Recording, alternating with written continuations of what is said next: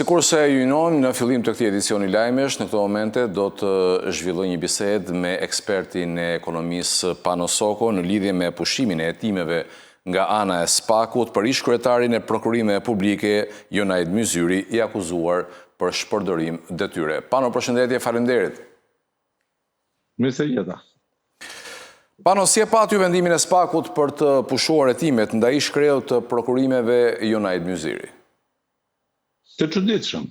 Domethënë ideja është që ne presim që të kapim më tepër se sa të lirojmë ata që kemi. Problemi është gjithë kjo korrupsione, gjithë të përmas, natyrisht që do duhet të ketë përgjegjës. Po kur ti shikon që krejt e institucionet të cilët duhet të mbajtur përgjegjës, fillojnë edhe nëpërmjet teknikaliteteve juridike, shpëtojnë diku aty, diku këtu, pushime timesh etj. Kjo nuk është tamam situata që të ngjall me shpresë për vendosjen e drejtësisë një herë më në këtë vend.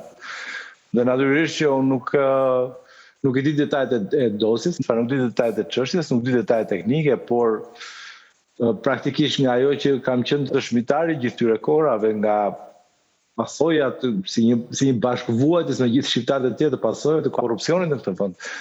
Nuk është kjo pikërisht tamam ai reagimi që unë pres qoftë nga institucionet e drejtësisë, qoftë nga SPAK-u, qoftë nga GKK-ja. Pra, i çuditur natyrisht që do të duhet që të pres justifikimin e SPAK-ut se pse është kërkuar pezullimi i hetimeve për Jonaidin, ish-kryetarin e KPP-s. Kështu që nuk e di, të shohim, është një ngjarje që nuk të lë një shihet mirë, të jemi sinqert. Unë kam qenë gjithmonë një mbështetës i SPAK-ut. Nuk e kam problem që të jemi një mbështetës i SPAK-ut, sepse e kuptoj që niveli i krimit dhe sidomos niveli i korrupsionit në këtë vend është i jashtëzakonshëm. Dhe kam qenë gjithmonë mbështetje të iniciativave, kam qenë gjithmonë mbështetje të goditjes që është bërë segmenteve të ndryshme të korrupsionit në segmente të ndryshme të qeverisjes. Dhe natyrisht që KPP-ja ka qenë një institucion i cili ka qenë në qendrën e ciklonit të korrupsionit. Pra, nëse do ta imagjinonim korrupsionin si një ciklon, në qendër është APP KPP-ja. Janë dy institucione të cilat së bashku me institucionet e linjës dhe ministritë e linjës dhe institucionet e tjera përbëjnë të gjitha të bllokun e institucionet të cilat janë përgjegjës për korrupsionin që ndodh në këtë vend. Pra, duke ju referuar korrupsionit, sipas ju është bazuar në dosje, a kishte element të veprës penale në procedurën tenderuese të segmentit Rëshen Shpal?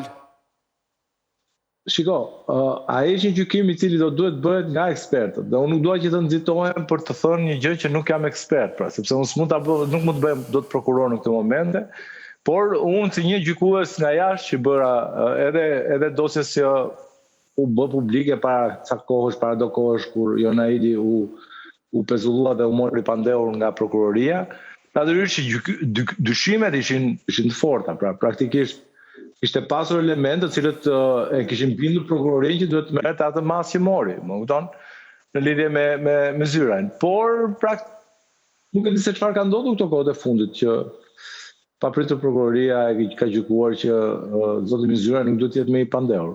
Do duhet të shohim justifikimin e prokurorisë, sepse nga ajo që pam më parë, ne edhe unë si shumë tjerë gjykuam të arsyeshme veprimin e prokurorisë dhe vendimin e prokurorisë. Tashmë ka ndruar mendje. Le të shohim. Megjithatë, Pano, a është e vështirë vërtetimi me prova nga ana e SPAK-ut i shkeljeve ligjore që bëhen përgjatë prokurimeve publike?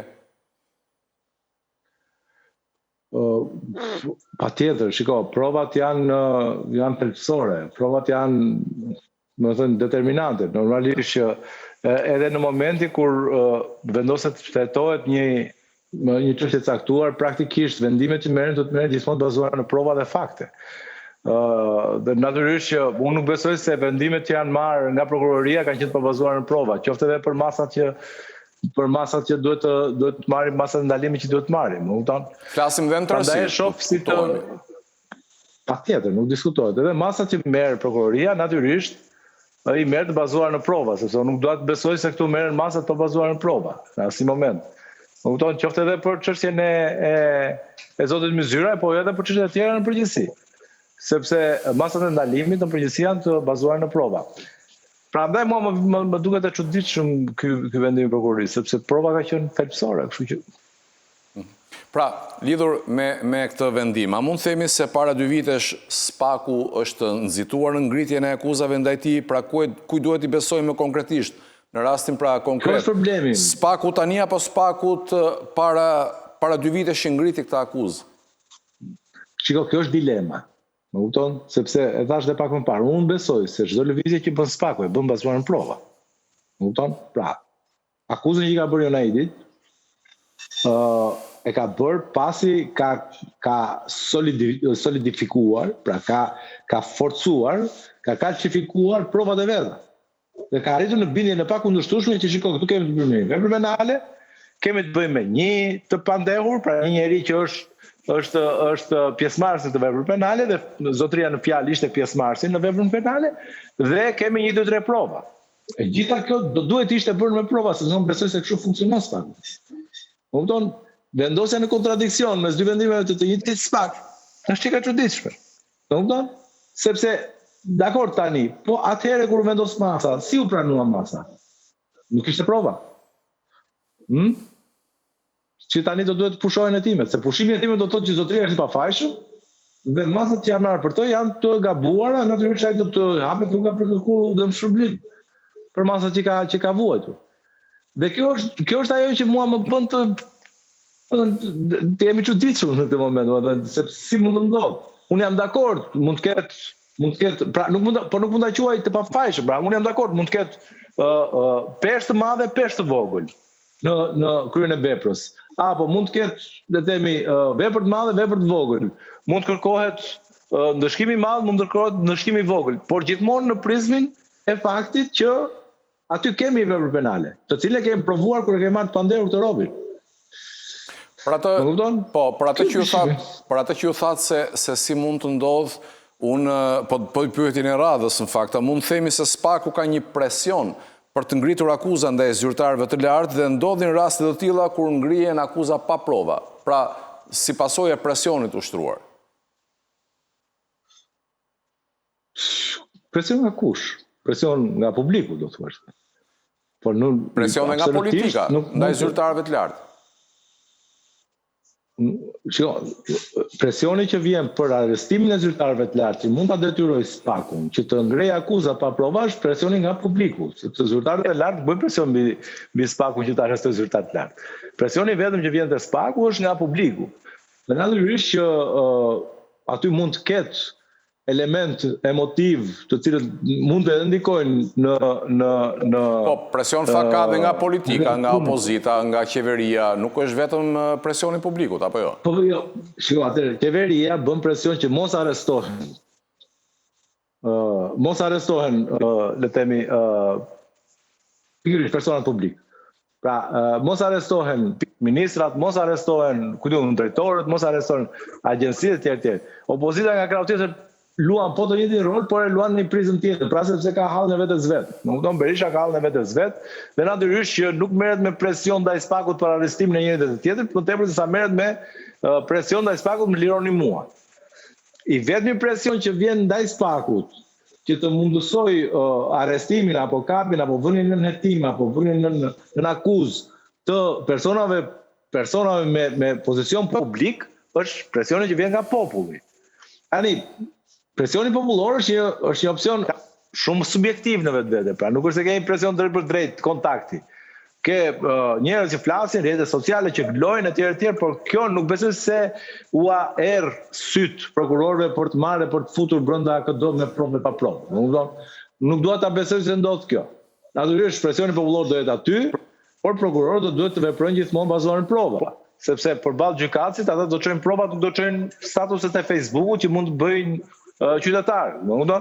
Prandaj po them që nuk do të besoj që SPAK-u vepron pa prova për asnjë rast. Nuk dua ta besoj këtë gjë.